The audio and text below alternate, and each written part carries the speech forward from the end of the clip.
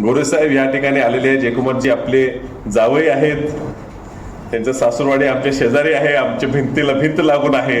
आणि योगायोग असा की ते आज अपक्ष पहिला निवडून आले, मी अपक्ष पहिला निवडून आलो. कधी आता परत मी काँग्रेसमध्ये जाईन, नाही तर कुठल्या तर पक्षात जाईन, पण कुठेतरी आम्हाला पण पुढे जाऊन मंत्रिपद मिळालं असं अपक्ष सुरुवात केल्यासारखी त्यांच्यासारखी आमची पण सुरुवात पुढे जावी अशी आपण अपेक्षा करतो.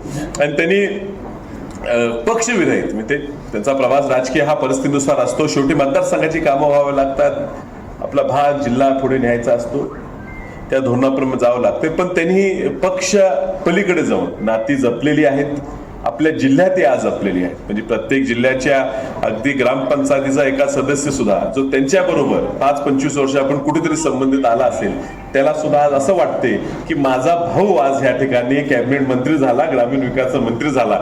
त्यामुळे खूप लोकांची सांगली जिल्ह्यात तुमच्याकडे अपेक्षा आहे. त्या अपेक्षेला तुम्ही त्यांना येईल त्या माणसाला आदर देताय, त्यांची कामं पण व्हायला लागली आहे. त्यामुळे जरी ते मंत्री सोलापूरचे पालकमंत्री असले, सातारा जिल्ह्याचे मंत्री असले, तरी सांगलीकरांच्या दृष्टीनं तुम्ही सुद्धा आमचे पालकमंत्री असल्यासारखंच आम्ही तुमच्याकडे पाहतो. त्या पद्धतीने तुम्ही यापुढे काम करत राहाल असं मला पूर्ण विश्वास आहे.